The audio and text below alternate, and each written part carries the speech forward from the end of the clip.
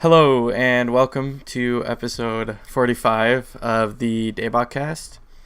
This is a weekly podcast where each week we come together to talk about what's current in K-pop. Sometimes we do album reviews. This week we only have one. We actually have topics of discussion this week. We'll spare you the album reviews for once. Yes, because we did like 3 weeks in a row worth of them. Oh goodness. Anyways, this week we're reviewing Lovelyz. And you can look forward to that for this first topic. As always, I'm joined by Nate.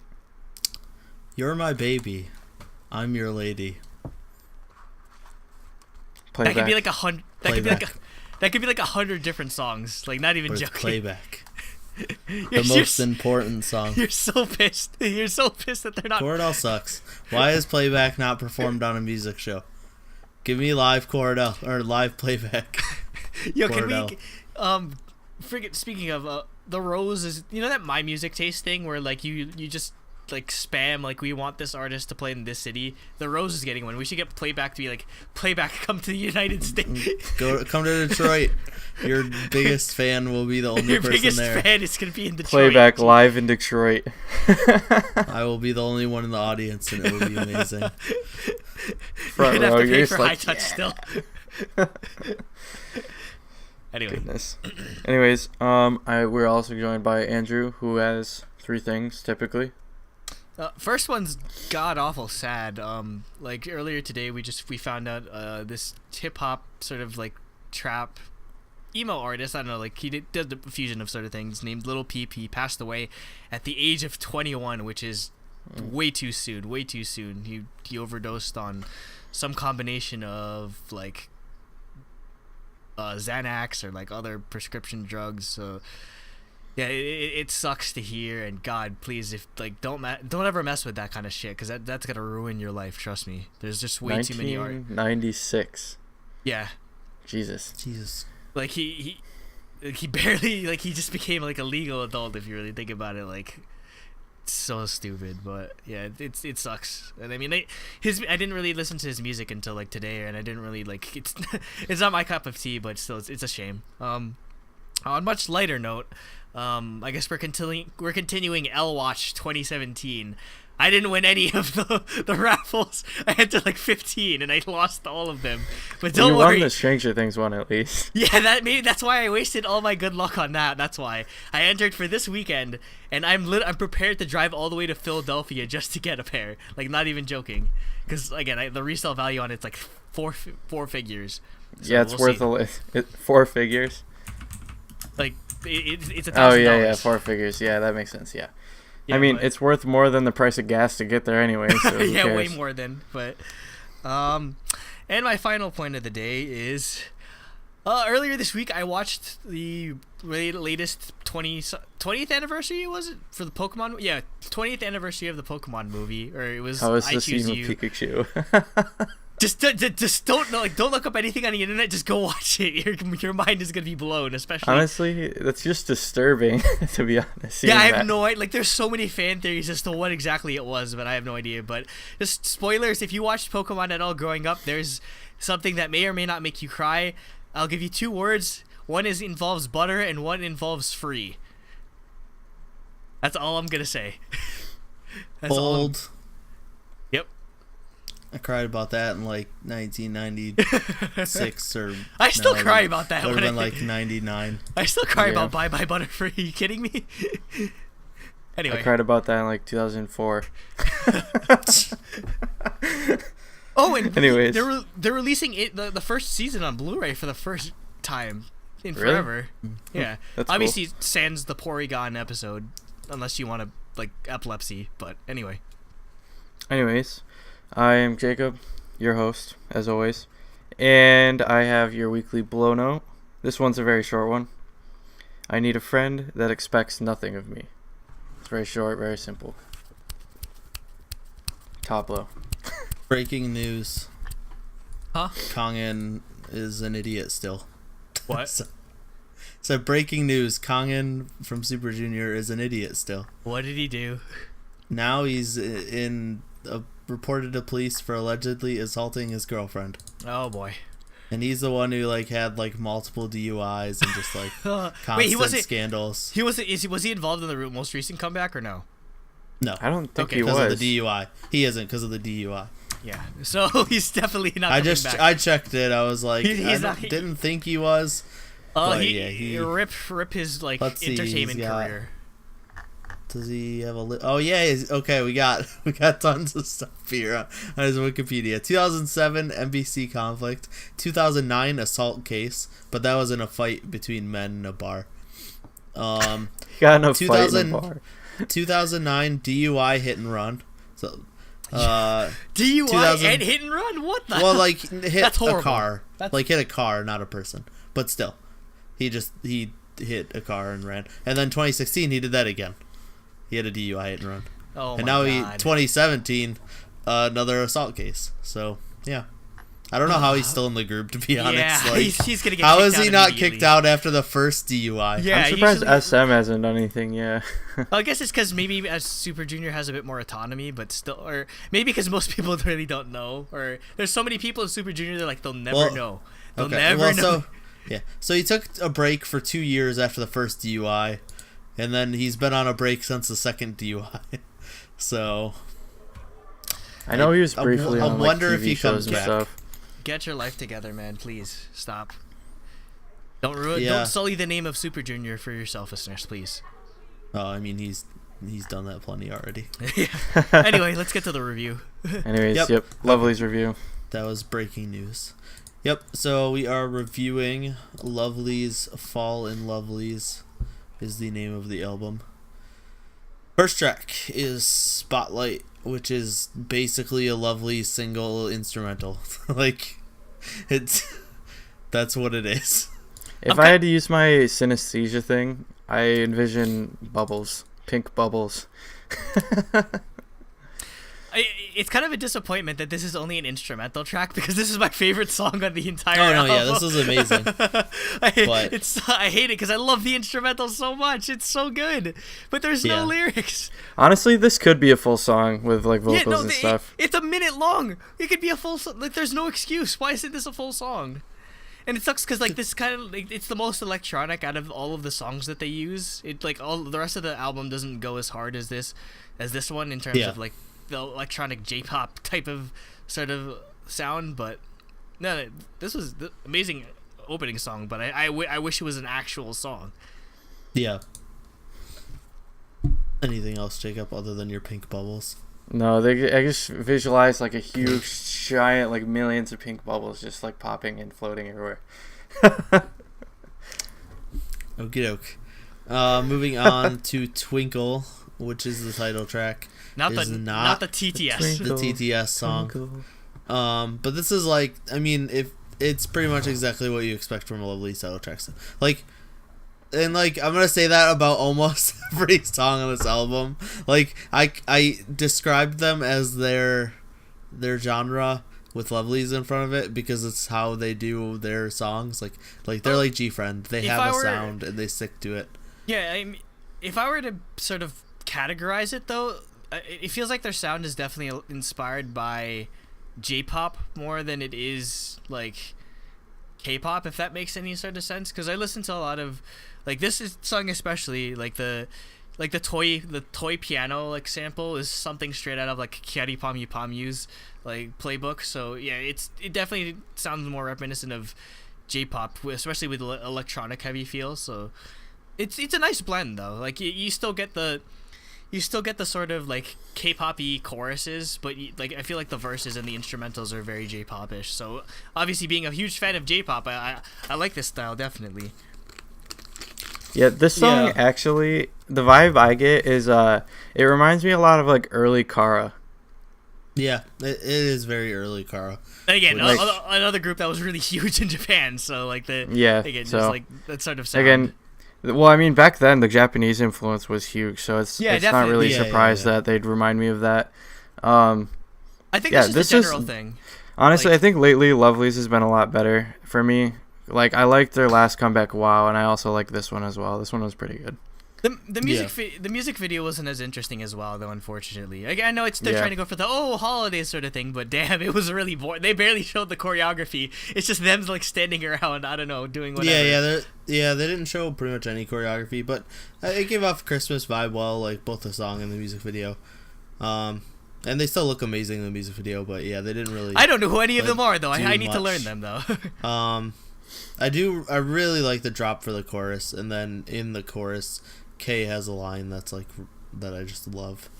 I just know that there's like one girl with like a really like moe like cutesy voice, which is like I don't know. 2 of them do that. Yeah. Technically 3 of them in the title track, because part of that Yeon it does it. It's just like, but there are 2 of them that do that like a lot. I think that stuff. Especially kind of reminds me of the J-pop sort of thing, because that's definitely J-pop. That's a huge just like the like you have like the person with like that's the like personification of like moe voice, and just have them do like a cute line.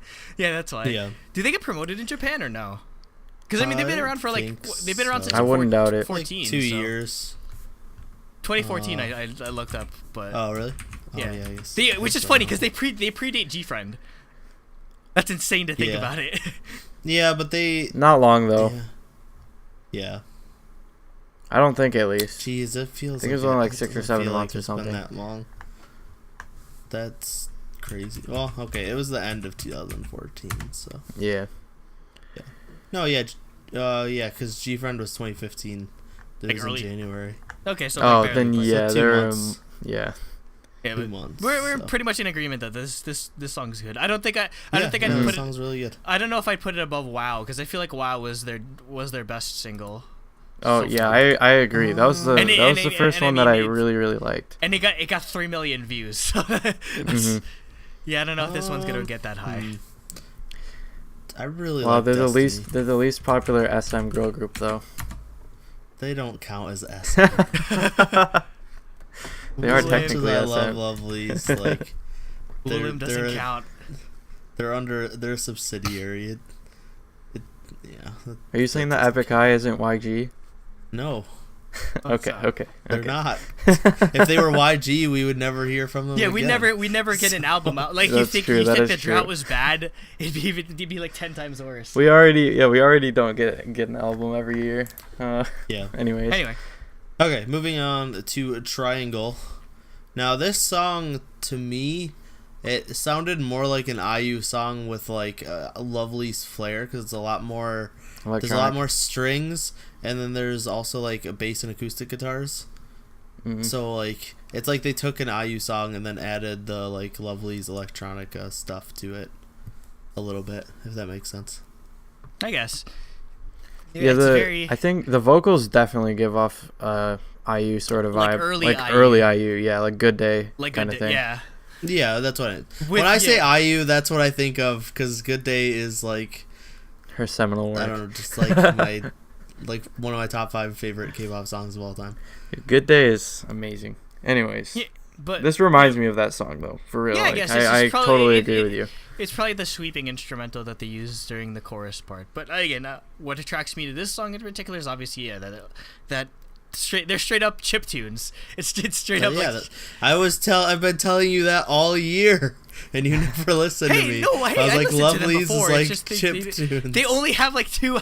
They only had like 2 albums this year, so we barely got to talk about it, or barely got to cover it. So yeah.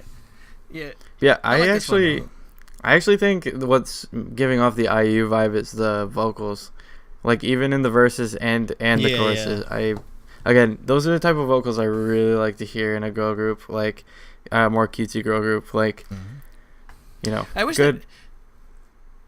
Go ahead, finish your song. Okay, well, like good vocals really can carry a otherwise like sort of generic sounding song.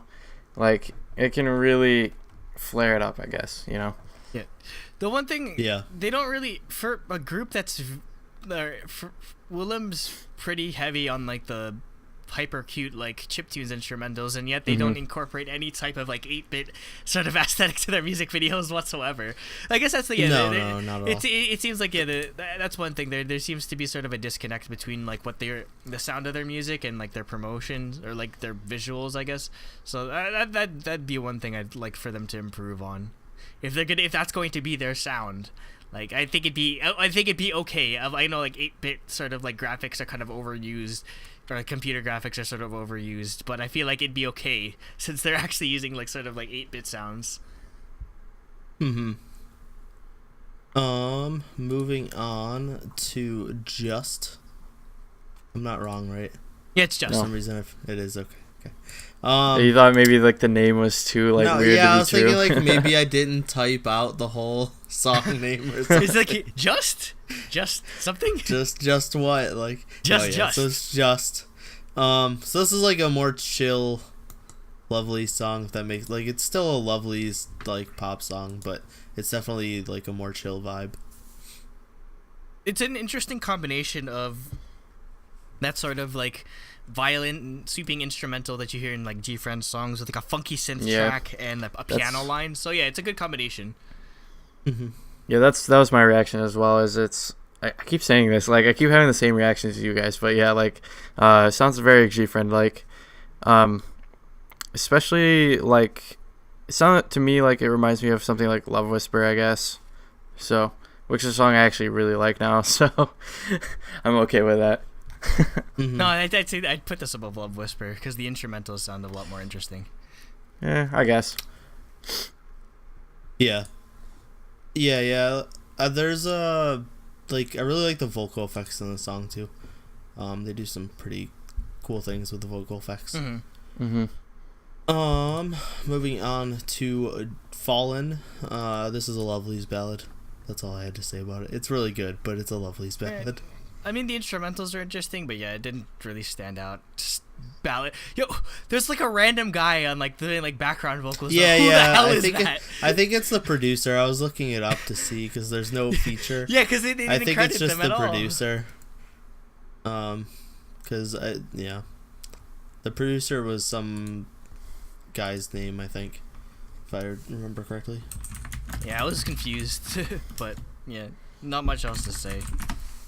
I thought this was a really good ballad. Like actually, this is probably my favorite song on the album for me. Actually. Yeah.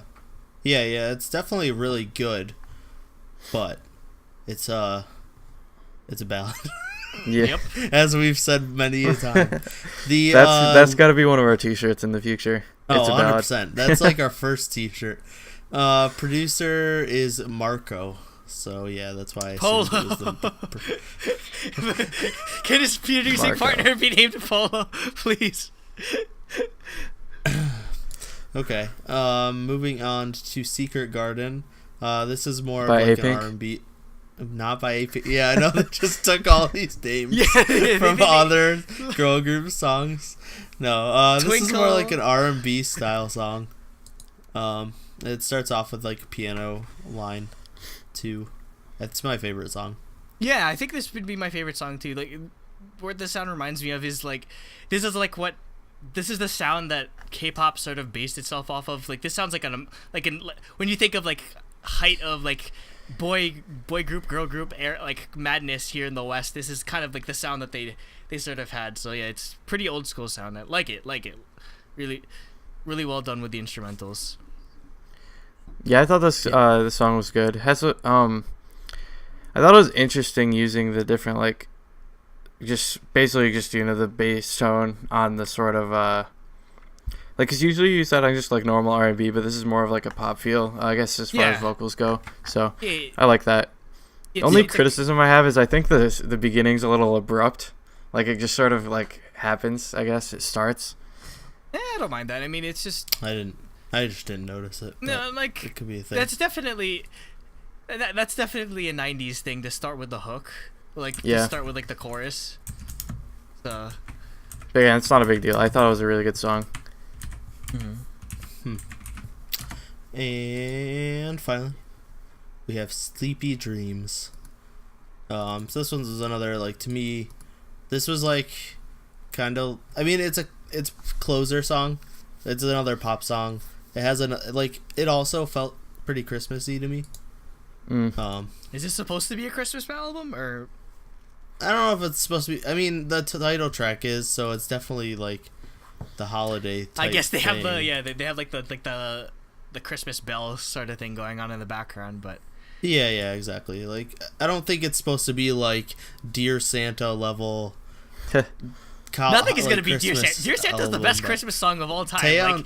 Like not well, even, no, but I just mean like the album. The entire album was like Christmas music. Like forget this is a Lovelyz album with a Christmas touch to it. Forget like Deck the Halls or anything like freaking like Trans-Siberian Orchestra's done. Yeah, freaking Dear Santa's the best Christmas song ever made. But no, this one was alright. Yeah, it didn't stand out as much in terms of like maybe because it just didn't use electronic instrumentals. It's pretty standard girl group fare, so it was alright. Yeah, again, just like everything, I thought all the songs were decent. But like a lot of the other ones, it didn't blow me away or anything. But it was a good song. It's decent. It's solid. All right. Yep. So overall, for me, I did a 4 out of 6 for songs, a 2 out of 3 for concept, and a 1 out of 1. So a 7 for me. So nothing like. To me, it was a good album. Like, I don't know. I want to say it's a very good album, but nothing stood out, if that makes sense. Mm-hmm. So like, I didn't want to give it like a really high score. Mm-hmm. Yeah. Like I've been listening to Lovelyz since they debuted. So like to me, nothing is like new or exciting to me. It's just it's another Lovelyz album. It's solid. It kind of feels like a sort of like stagnation in comparison to like their last album or like from their comeback from the earlier this year. Yeah, so I also gave it a 7, but I actually gave it a 5 out of 6 for music because I really like the songs. It's just that I gave it a 1 out of 3 for concept because it just didn't do anything interesting. Like I guess it's a Christmas thing, but like you don't really showcase the choreography, and it's just like they look nice and all, but yeah, it didn't really blow me away. And obviously, I'm giving them the bias point because I actually like their music. So they just I know Willem's capable of. I still expect a wow level sort of like visual aspect from them. So yeah, basically that if it doesn't live up to that, basically I'm not gonna give them a high score. But still, I still enjoyed it. I still enjoyed listening to it, of course. All right, so I gave it a 4 out of 6 for music. Again, it was all solid. It was all good, but nothing blew me away like the rest of everyone else. 2 out of 3 for concept, and then I gave it a 1 out of 1 just because I don't feel like it's a 6. It feels more like a 7 to me, so I gave them that. And so we all gave it 7. Yeah, so this is a solid album. Like flat 7. Yeah, flat 7. First time we like agreed on, like, gave everything like a actual like even score. So if it's other than being a 10. Did they promote this or no? On like music shows or? I'm not. I think they're promoting. I mean, it just came out, so I don't know if they start next week or what. Because I don't remember seeing any performances of it yet. Yeah, but it might just be maybe. And next week. I know Woolem isn't necessarily the biggest company, but I feel like they definitely promote usually. They promote everything, but yeah, it came out 2 days ago, so they wouldn't start until next week. All right. They just had their comeback or their showcase. So well the music shows are already over for this week though, right? Yeah, exactly. So. Like, well, no, they go through. It's it's Friday through Monday. I think. No. It's like there's pretty much one every day nowadays, but no, it's the weekend usually. But like Inkigayo is Sunday. That's the last one. But Sunday is technically the start of the week. They don't always start the week the song comes out. Okay. Usually it's a week after.